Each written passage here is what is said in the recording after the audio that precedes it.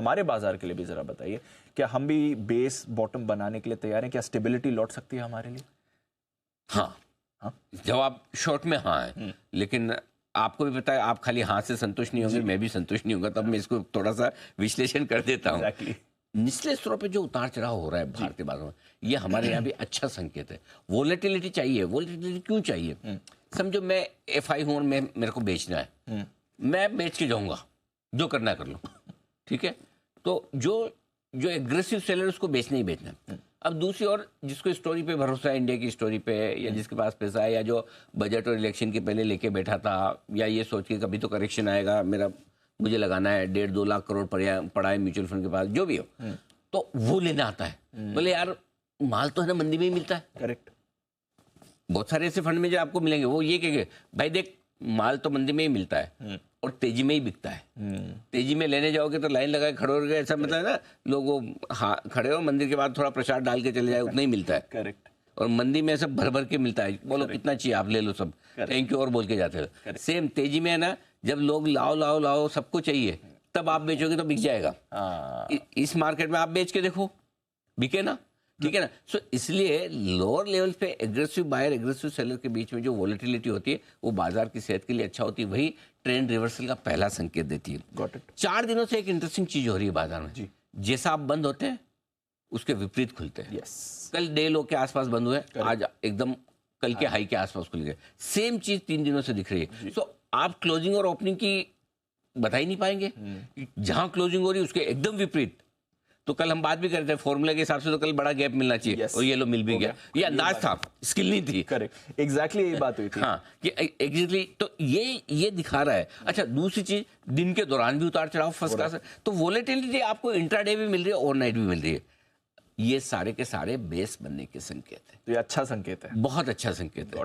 ये बेस बन रहा है। अब इस बेस में आपको क्या चीजें ध्यान में रखनी है जिससे कि आपको कॉन्फिडेंस आ जाए। पॉइंट नंबर 1, 23,875 इसके नीचे आपको बंद नहीं होना है आज या अगले हफ्ते।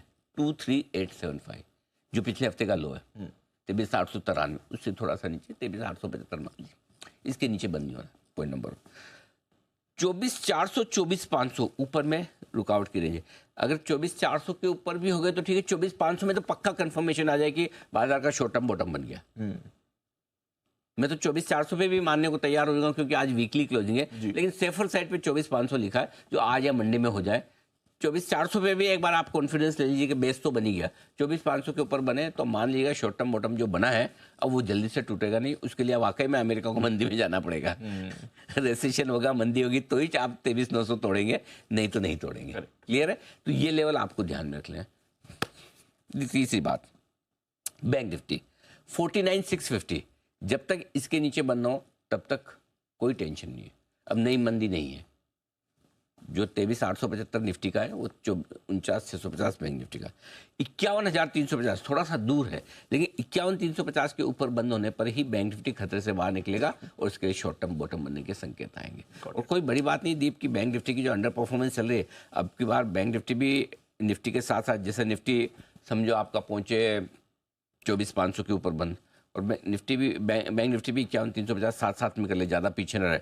ध्यान रहे 2 दिनों से बैंक निफ्टी ग्रीन में बंद हो रहा है, अब गिरने से इनकार कर रहा है, क्योंकि इसने गिरने की शुरुआत पहले की थी।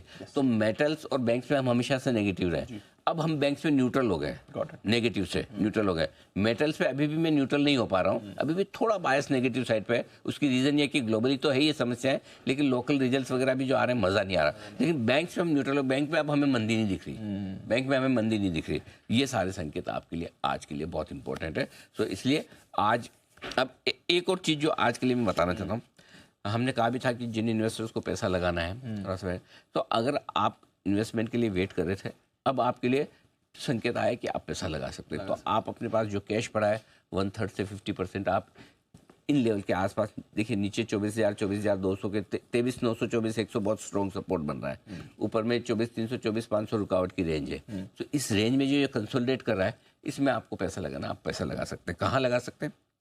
आप लार्ज कैप्स में लगाइए, सेफर है। आप मिड कैप्स और स्मॉल कैप्स में लगा सकते हैं, अब लगा सकते हैं, करेक्शन ठीक हो गया। और तीसरा, आप अगर हमेशा पीएसयू से ही प्यार करते हैं तो फिर पीएसयू में आपके लिए सेफ्टी के लिहाज से ऑयल एंड गैस, एनर्जी और पावर पीएसयूज हैं।